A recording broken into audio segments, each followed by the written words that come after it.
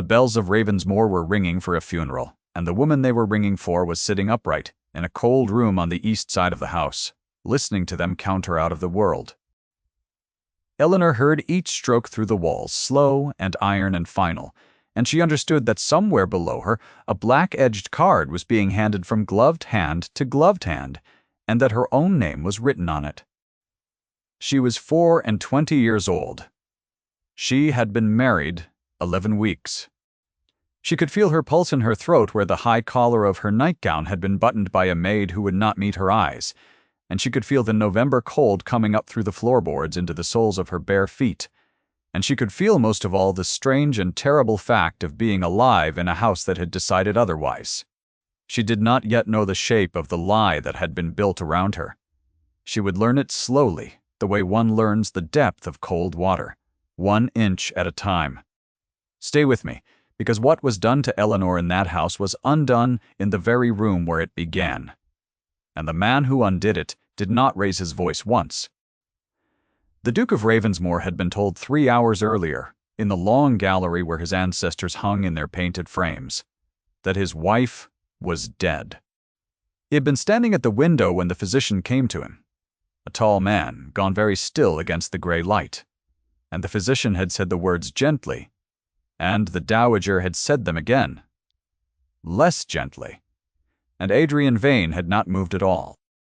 He had married Eleanor in haste and in grief, 3 months after burying his first wife, and the season had decided he did not love this second one, that she was a convenience, a provincial nobody his mother had chosen to fill a chair.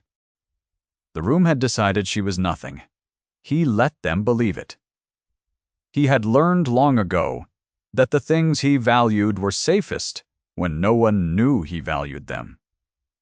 His mother, the Dowager Duchess of Ravensmoor, had managed everything. She had managed the physician, and she had managed the maids, and she had managed the black cards going out across the county, and she had told her son, with her hand light upon his sleeve, that it was a mercy the girl had gone quietly, that a fever took the weak ones fast, that he must not go up to see her, because the contagion was still in the air, and she would not lose a second child of this house to a chambermaid's illness.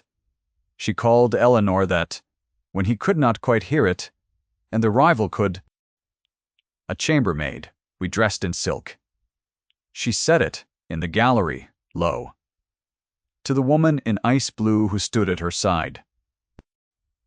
That woman was Lady Sophronia Hale, and she had been brought to Ravensmoor a fortnight before the fever, ostensibly to comfort the dowager. In truth, because the dowager had always meant her son to marry a Hale, and had been thwarted once and did not intend to be thwarted twice. Sophronia was beautiful in the way. A polished thing is beautiful, every surface considered. She had been told her whole life that she was the correct choice. She believed it the way one believes the sun will rise, without ever having to think the thought. Eleanor upstairs knew none of their names for what they were doing. She knew only that she had fallen ill 4 days past, that the fever had risen and broken, that she had woken weak but clear-headed in the grey hours of the morning, and that when she had called for water, no one came.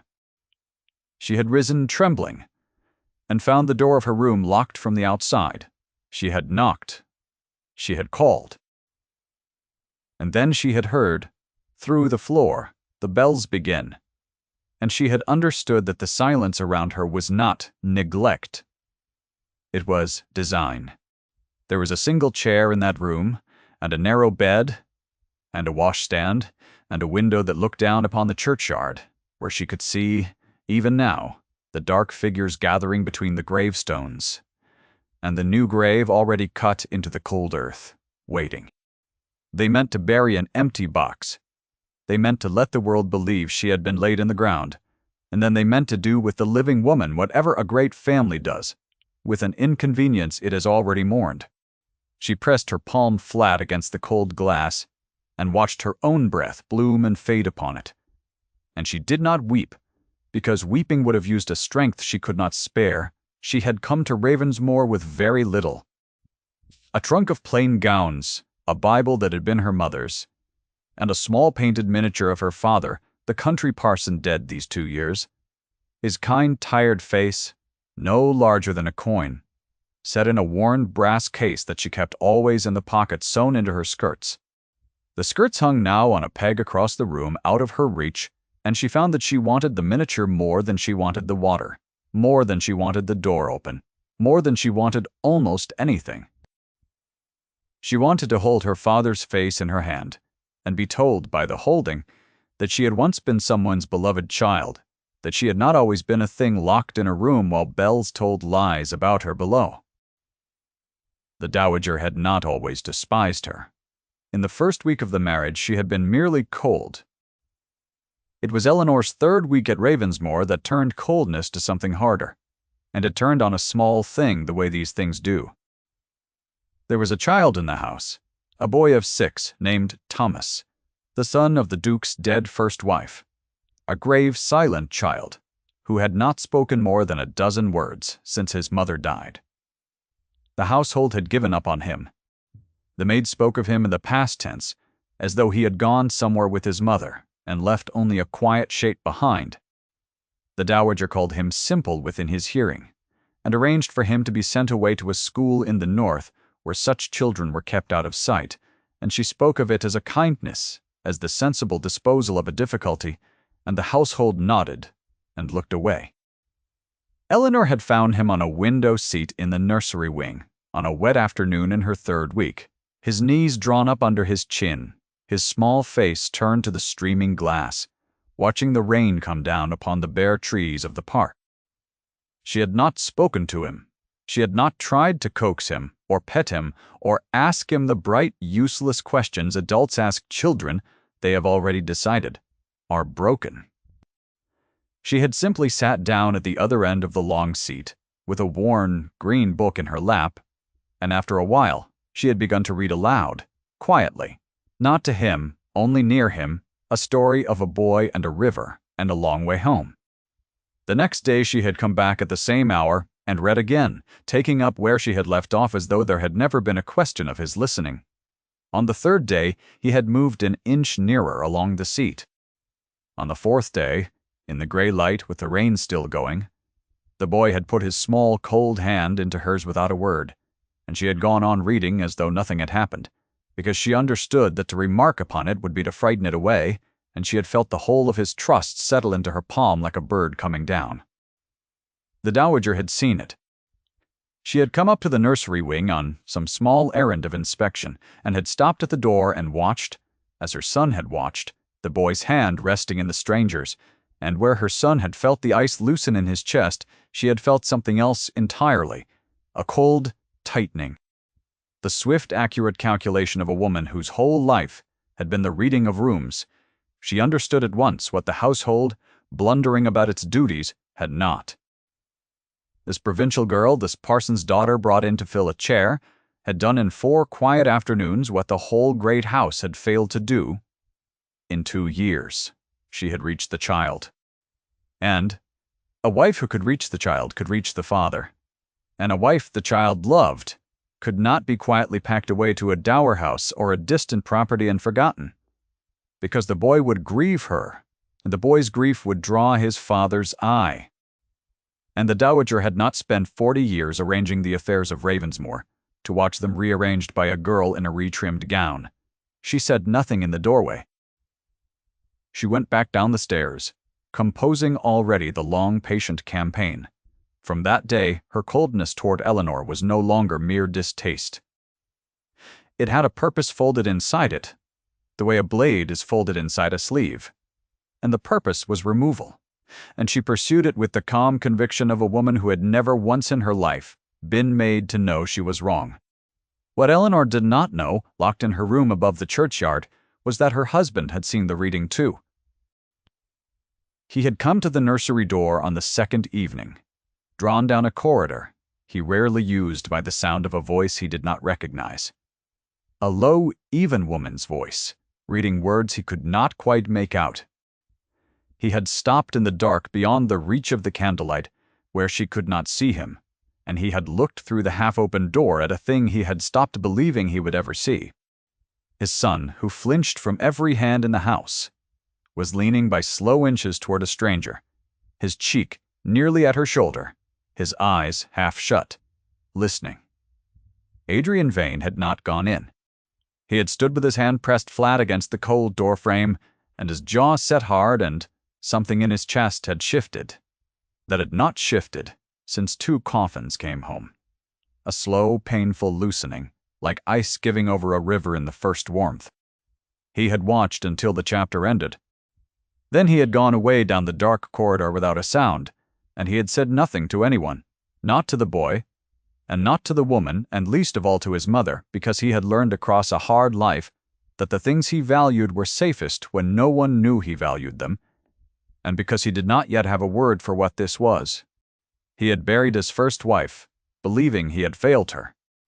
She had died in childbed with their second child, and the child with her, while he was 3 counties distant on business his steward could have managed, and he had come home to 2 coffins and a son who would not look at him. He carried the guilt of that absence the way other men carry a watch always. Against the body a weight he had stopped, noticing only because it never left. In the breast pocket of his coat he kept a folded letter, the last she had written him, and he touched it sometimes without knowing that he did. He had married Eleanor because his mother pressed him, and because the estate needed a duchess, and because, God help him, the new wife had a stillness about her that did not ask him for anything. He had not expected to find himself standing in a dark corridor, listening to her read to his son. He had not expected to feel that he had been given something he did not deserve, and was about to lose.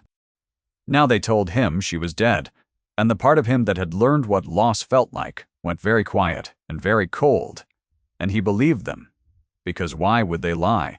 Because his mother held his arm and wept the correct tears. Because the physician was a respectable man? He let them lead him down to the gallery. He let them put a glass of brandy in his hand. He did not drink it. He stood at the window and looked at the churchyard, and could not make himself go down to it, and his mother, mistaking the stillness for collapse, was well pleased. But the boy would not be managed. Thomas had not been told in words, only sent to the kitchen and kept there, and a child kept from a thing he loves grows certain of betrayal long before he is told its name. He slipped his minder. He went up the back stair, the servants' stair, the one the family never used, and he came to the east wing where the air was colder. And he stopped outside a locked door because he had heard through the wood a sound he knew. He had heard her breathing. He had spent 4 evenings learning the particular quiet of her presence, and he knew it through a door, the way a dog knows a footstep, and he put his mouth to the gap at the floor, and he said the second full sentence he had spoken in 2 years. He said, "Please, do not be dead." Eleanor came off the bed and onto her knees at the door so fast the cold floor bit her, and she put her hand flat against it and her mouth to the gap, and she said his name. She said it the way you say a name to keep a drowning child above water, steady, certain, full of a love she had not known until that moment was so large. She told him she was not dead. She told him to listen to her and to be brave and to do exactly as she said, and then she did the bravest small thing of that whole long day. She did not send the boy running and weeping to the gallery where his grandmother would have caught him and soothed him and locked the truth away again. She told him to go quietly to his father, and to take with him the thing she would slide under the door, and to put it into his father's hand, and say only where he had got it. She had nothing to send, but the one thing she could reach. Her mother's Bible lay on the washstand within arm's length of the door, the only possession they had left her, perhaps as a cruelty, perhaps as a kindness, perhaps only because no one had thought a dead woman needed robbing of her scripture. She took it up in both hands. Inside its front cover, in faded brown ink gone soft with age, was written her name and her father's name, and the name of the small Hampshire parish where she had been christened. And beneath that, in her own careful hand, added on the night of her hurried wedding, the date of her marriage at Ravensmoor 11 weeks before. It was proof of a kind. It was the whole truth of her, who she was and who she had been and who she had lately become, pressed flat between the boards of a book. She could not slide the Bible itself beneath the door. She tried. The gap was too narrow by half, and the spine would not bend, and her hands were shaking so badly with cold and weakness that she dropped it once against the boards. So she steadied herself, and she opened the front cover, and she tore slowly, so that it would not rip across the writing, the single leaf that bore her name and the date. The sound of the tearing was very loud in the cold room. She folded the leaf small, into quarters, and then again, and she pushed it through the gap into the corridor where her stepson's small fingers were waiting on the other side to take it, and she felt the paper leave her hand. Then she heard his footsteps go away, quick and light and dwindling down the servants' stair and into the great silence of the house, and she was alone again with the bells and the cold floor and the bottomless not knowing of whether a child of 6 could carry the truth across a house that had been built stone and silk and gloved hand to swallow it whole. In the gallery the brandy had gone warm in the Duke's untouched hand. The mourners had begun to drift toward the door, toward the churchyard, toward the empty grave, and the dowager was drawing on her black gloves and saying it was time, that they must not keep the vicar waiting, that the cold was bad for everyone. Sophronia stood a little apart in her ice blue, which she had not changed for mourning, a small calculated flag of who would be mistress here soon enough. And into that room, between the tall painted ancestors and the grey light, came a small boy in a crumpled coat, running with a folded scrap of paper held out before him in both hands like something burning. The dowager moved to intercept him. She was quick for her age, and she nearly had him, her gloved hand already descending toward his shoulder, her voice already shaping the gentle false words that would fold him back into the lie. The boy went round her, though he went to his father. And in the silence of a room full of people who had just buried this child's stepmother in their hearts, Thomas Vane put the folded paper into the Duke's hand and said the words Eleanor had given him, said them clearly, said only where he had got it. He said, "She is not dead, she is upstairs." She gave me this through the door. The Duke unfolded the paper. He read the faded brown ink, the parson's name, the parish, and beneath it, in a hand he had seen on the household accounts, and on a note of thanks to a servant, and on the flyleaf of a book left open in the nursery, the date of his own marriage. He knew the hand. A man knows the hand of the woman who has been writing quietly in his house for 11 weeks, even a man who has told himself he was not watching. He looked at the date. He looked at his son. He looked slowly at his mother, who had gone the color of the November sky.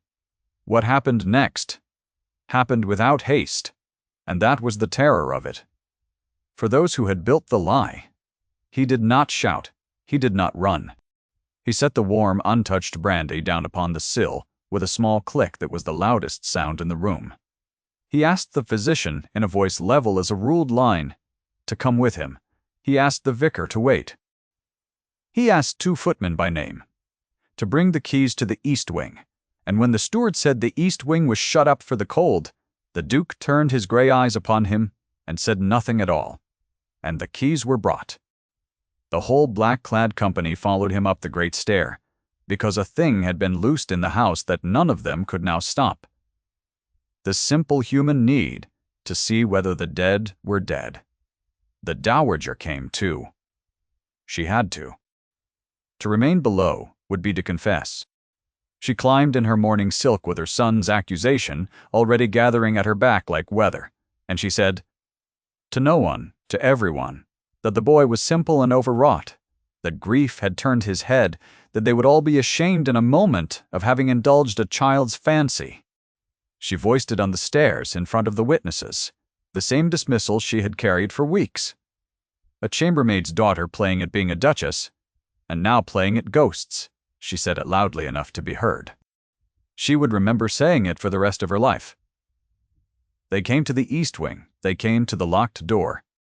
And the Duke fitted the key with his own hand, because he would not give that to a servant, and he turned it, and he opened the door upon a cold room, where a woman in a white nightgown knelt on the bare floor with her hand still pressed to the place where the wood had been between her and her husband.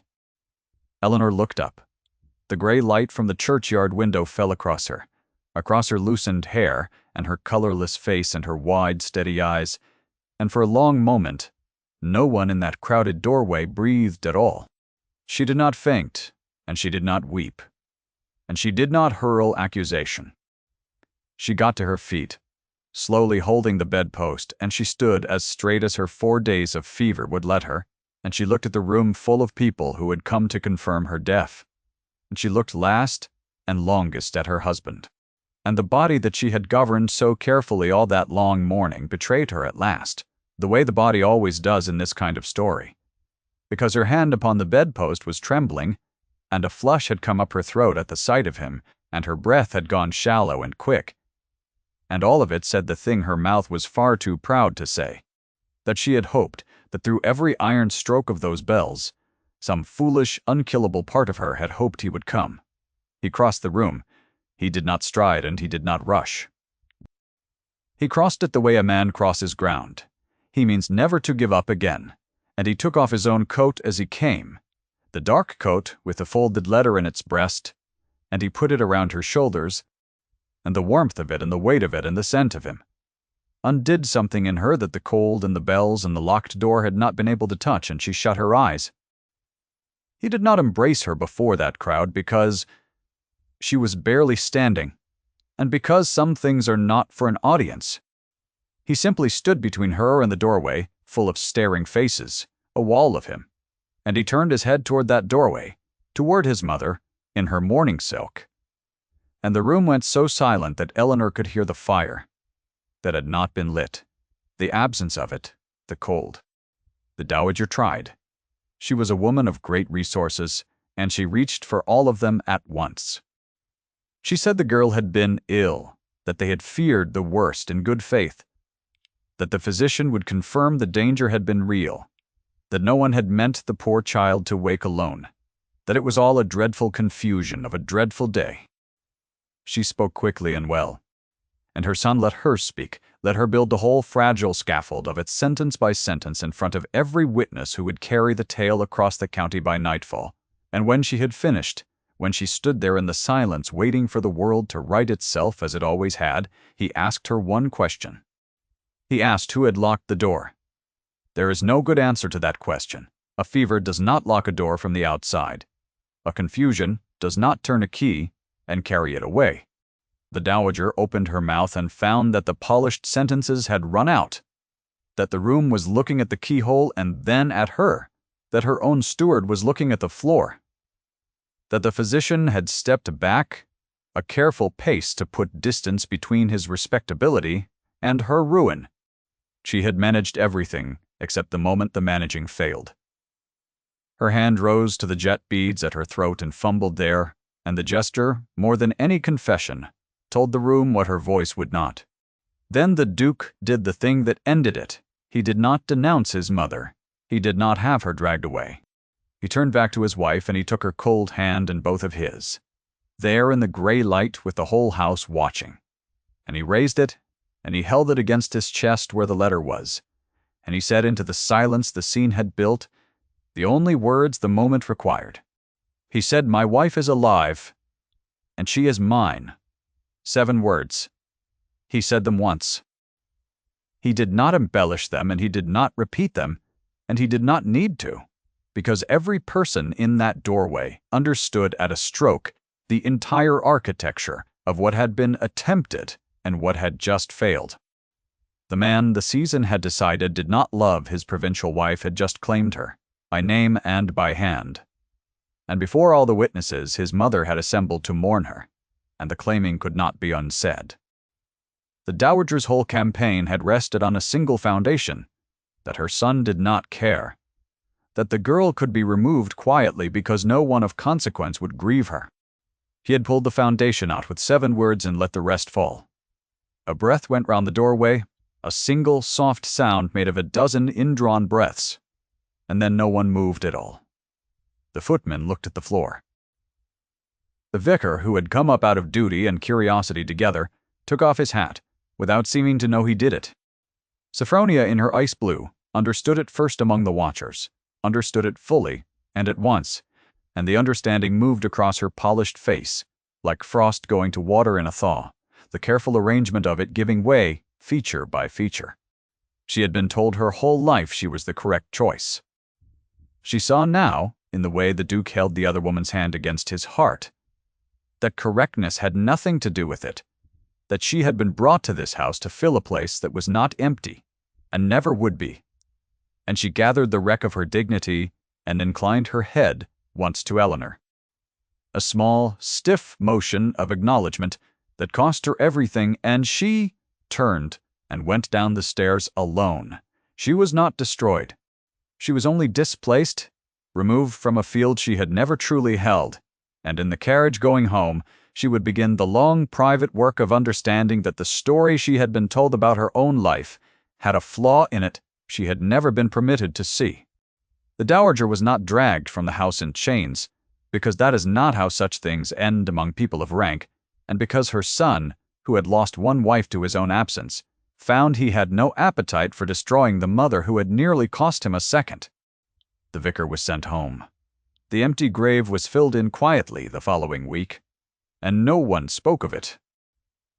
The physician's services were dispensed with, and a letter went to the college that governed such men, and that was the end of his respectability. The dowager herself was removed to the dower house at the far edge of the estate, with servants who answered to the Duke and not to her, and there she lived out her years in a comfort that was also a confinement, visited on the correct days, corrected without cruelty, displaced from the center of a world she had organized her whole life around occupying. She had said the girl was nothing. She lived a long time with the knowledge that she had been wrong, and that her son had let her live to know it, and that the mercy was its own kind of sentence. Eleanor was carried in the end not to a coffin but to the warm, south rooms of the house, the rooms that caught the afternoon sun, and a fire was lit in the grate that had been cold so long, the first smoke hung in the chimney before it drew. She was put to bed with broth and with quiet, and her husband sat beside her through that first night and did not sleep. The boy Thomas was permitted at last to climb up beside her and tuck himself against her side, and the three of them stayed there in the firelight while the house rearranged itself in the dark below, settling into its new and truer shape. In the days that followed, there was a great deal that did not need to be said, and a little that did. He came to her on the third afternoon, when she was strong enough to sit up by the window with a shawl about her shoulders, and the winter light thin upon her hands. He stood a moment too long in the doorway, the way he had once stood in another doorway listening to her read, as though crossing the threshold cost him something.